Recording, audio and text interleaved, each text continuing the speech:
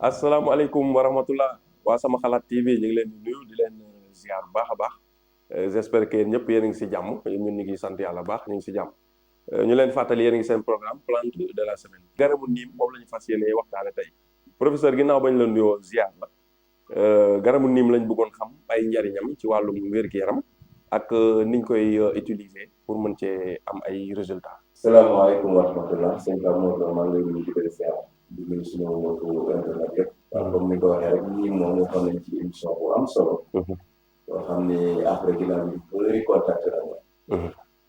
tey nag moo leen ñëwaat pour fàttali feddaliwaat émission boobu. comme ni nga ko waxee rek ñu ñoom dañuy dabe. mais émission yu passé yi ko jot a seetal mais nii moom Pape dafa bëri njëriñ ci ñaari côté yëpp comme ni ko waxee woon. côté médecine ci wàllu faj. mais ci côté économie aussi. defe naa ñaari yëpp. ñun Sénégal dañ ko xamul parce que ñii moom defe naa bëriwul njëriñ ci maanaam garab bi ci moom bëri na njëriñ. mais jëriñoo wuñ ko ñun. dañu koy bàyyi nii rek. parce que garab bu ñuy moom boo xoolee daanaka góor sànni rek lañ ci xam. waaw amul leneen luñ ciy def yaakaar naa. xanaa nga soxla ay bant yooyu ko def mais à part ça soxla duñ ko utiliser. li mu mën a faj nekk lu bare. boo demee fu mel ni Inde produit cosmétique yu bëri à base de niim lañ koy def. donc tey exemple mën nañu wax ni il faut bañ a guddal vidéo bi rek waa ñu tëj ko rek dañu xaw a gàtt tuuti. mën nañu wax ni niim mën nañu ci def huile de niim. te huile de niim boobu dafa cher boo demee fu mel ni yenn dëkk yi ay 15 000 20 000 francs ñu lay wéy. am nañu ko yaay sax léegi 30 000 francs la ñun fii daanaka duñ koy faral di exploité. doom yi rek ngay defar di defar la garabu mu jox la huile de niim. loolu bëri na Sénégal bi yëpp la. les pâtes dentifrice yi nga xamante ne dañ koy utiliser bëri na ci yoo xam ne à base de niim lañ koy defar. yi nga xamante ne ay saabu la mu nekk saabu yoo xamante ni mën na faj affaire dermato. wàllu picc wàllu góoma yi demee noonu. saabu niim am na mën nañ ko defaree. daan naa defar saabu niim bu bëree bëri. ci wàllu karaw aussi. mën na xeex karaw buy dagg. mën na éviter mën na maye karaw buy mën na dindi karaw buy ruus. mën na maye karaw. moom mën na ci defar ay shampoing yu demee noonu baax lu bëri ci wàllu karaw. ci wàllu lait corporel mën nañ fa defar diwu yaram boo xam ne c'est à base de niim lay nekk.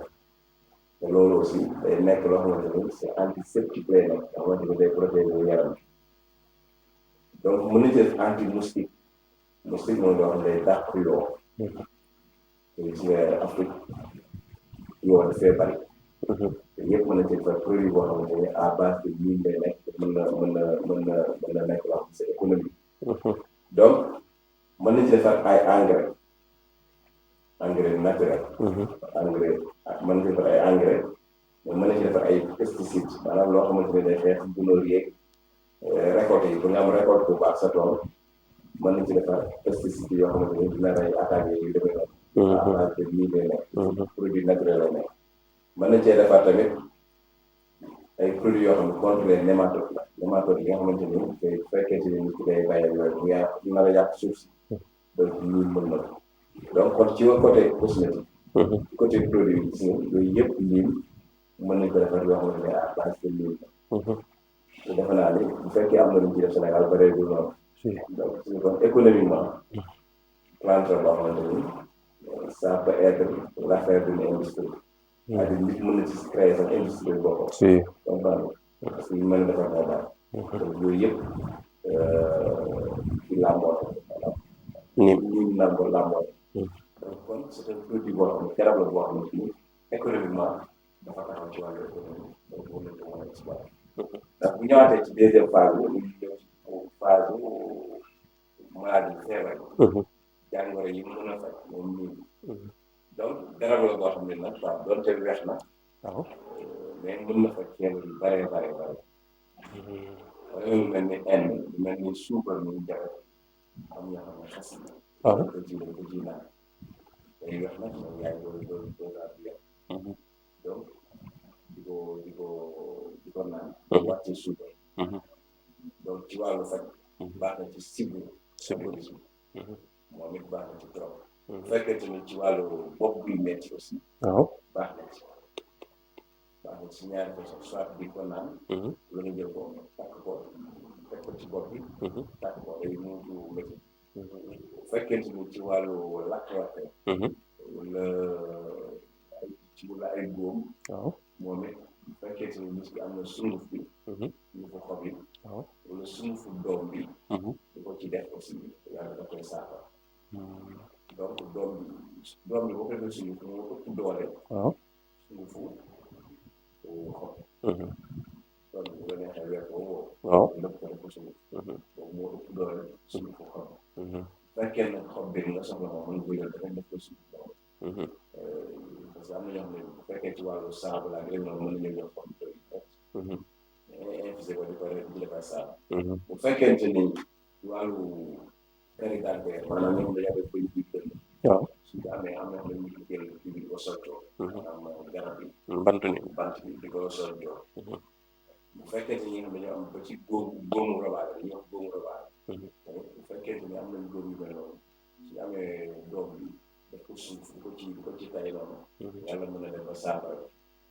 bu fekkente ni ñoom dañu amee li ñuy wax ay teeñ seen bopp bi dañu dafa teeñ dafa teeñ moom it bu ñu amee xob yi wala doom bi ba mu baax di ko raxasee kii bi bopp yi teeñ yooyu mën na dem ba nga xamante ni day day yàlla mën na ko saafara bu fekkente ni ñi nga xamante dañu am ngay pied d'athlète maanaam seen diggante baaraam bi dañuy jeex noonu toujours bu ñu amee sunguf boobu sungufu doom bi surtout di ko ci tay mën na yàlla mën na dem ba ñi nga xam ne ñoo amee yaram bi ñu laa gaal am yaram bi dafa def naa ko ci yooyu yooyu noonu bu ñu amee xob yi tamit ci njàmpe lu mel ni njàmpe di ko sangoo loolu jël suuf di ko ci tay parce que yàlla mën na dem ba saafara loolu bu fekkente ni ay taat la aussi la même chose noonu la koy saafara donc kon bëri na yoo xamante ni lii mën na ko xam mais man gisul woon benn yoon ñu utilisé woon ci Sénégal di ko faj